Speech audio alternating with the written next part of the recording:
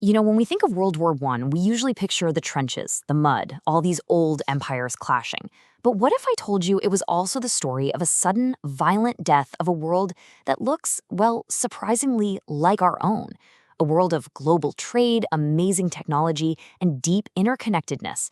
This is the story of how that first golden age of globalization just completely came crashing down. Just listen to this. Writing back in 1920, the famous economist John Maynard Keynes was describing the world before the war. He said a Londoner could order pretty much anything from anywhere on Earth, invest their money across continents, and travel the globe without even needing a passport. I mean, this wasn't some kind of sci-fi novel. This was the reality for a lot of people over a century ago. An integrated global economy, where goods and money and people flow freely across borders. Yeah, it sounds incredibly familiar, doesn't it? It was a world that honestly believed it was just too connected, too intertwined to ever really fall apart. So, the big question we have to ask is what went so terribly wrong? Okay, so to get what went wrong, we first have to understand the world as it was. This era, right before the war, a period from about 1870 to 1914, is often called the Belle Epoque, the beautiful era. Economists now call it the first modern globalization, and for the Western world, it was a time of just unprecedented peace, prosperity, and connection. What's really striking is just how modern all of this feels. Global trade nearly quadrupled. Foreign investment, mostly from Great Britain, was flowing everywhere. People were on the move like never before. Think about this. 1.5 million Europeans were emigrating every single year. And all of this was possible because of new tech like the steamship and the telegraph, and it was held together by two big things: the gold standard, which kept currency stable, and Great Britain's role as the world's undisputed economic superpower. But beneath this shiny, gilded surface, some really deep cracks were starting to form. The whole global system was nowhere near as stable as it looked. In fact, the very same economic forces that were bringing the world closer together were also starting to tear it apart through some really intense rivalry. All right, first up, let's bust a myth. This was not some world of pure universal free trade. Not at all. While Britain was pushing for it, other rising powers, especially Germany and the United States, were busy building up tariff walls to protect their own growing industries. So economic nationalism was really on the rise, and that created a lot more friction and competition than it did cooperation. And that economic rivalry, well, it quickly spilled over and fueled a military one. Get this, in just the 2 years right before the war, Germany's military spending per soldier skyrocketed by a staggering 60%. Their total budget doubled. This was a full-blown arms race, and it made the idea of a short, decisive war start to seem like a pretty realistic and maybe even attractive policy tool. And this shows you exactly how governments whipped up public support for all this rising tension. Propaganda posters went from appealing to emotion, like this one here, referencing the sinking of the Lusitania, to just outright demonizing the enemy. This American poster, for example, literally portrays Germany as a mad brute, an ape. It turned a political disagreement into a fight between civilization and pure barbarism. So all this tension was building and building towards a conflict, but the crazy thing is, almost everyone expected it to be short, a quick, decisive war that would be over by Christmas. They could not have been more wrong.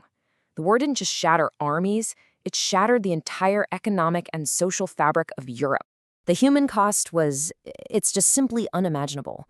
We're talking about 10 million military deaths, another 10 million civilians killed directly, but on top of that, a horrifying 20 million more died from war-induced famine and disease, like the Spanish flu. An entire generation was just decimated. And the financial cost? Just as breathtaking. The direct cost of the war was over 6.5 times the total national debt accumulated by every country in the world for the past 150 years. Decades and decades of prosperity gone, just wiped out in 4 years. You'd think the end of the war would end the economic chaos, right? Nope. For some, it was just the beginning. And the most extreme, most terrifying example of this was in Germany, where the crushing pressure of war debts and reparations led to one of the most infamous economic collapses in all of history: hyperinflation. So how on earth did this happen? Well, to pay for the war, and then to pay the insane reparations demanded by the victors, the German government just started printing money. That's it. The government's deficit spiraled completely out of control, hitting an unbelievable 75% of the entire national product in 1923. They were literally funding the state with the printing press. And the result was a complete breakdown of daily life. These numbers here, from just a single month, October 1923, they're almost impossible to even comprehend. The cost of food was over 4 trillion times higher than it was before the war. People's entire life savings were wiped out, just overnight. It got so bad that workers would demand to be paid twice a day so they could run out and buy something, anything, before their wages became totally worthless a few hours later. And this economic chaos, of course, had absolutely devastating political consequences. As the writer Stefan Zweig put it, the trauma of the inflation destroyed the German middle class and bred this deep, deep sense of bitterness and humiliation. It made an entire generation ripe for radical, extremist politics, and it paved the direct path for the rise of Adolf Hitler. So, why does this story from a century ago matter so much to us today? Because when you really look closely at the parallels between that first globalization and our current one, the similarities can be, well, pretty unsettling. Let's just look at the comparison. It's stark. Back then, you had a dominant global power, Great Britain, being challenged by a rising Germany. Today, you have the US and a rising China. Then you had a naval arms race. Today, a massive naval buildup in the Pacific.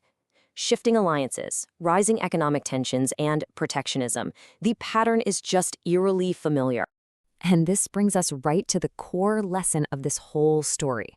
The great unraveling of that first interconnected world is a really powerful reminder that our own globalized world is not invincible. It is not some law of nature. It's actually a fragile system that requires really, really careful stewardship. I want to leave you with this one last thought. In 1910, there was this hugely popular book called The Great Illusion, and it argued that the world was so economically intertwined that a major war was simply impossible. It would be mutually destructive, totally irrational. 4 years later, the world was engulfed in flames. So the question for us is, are we living in another great illusion today?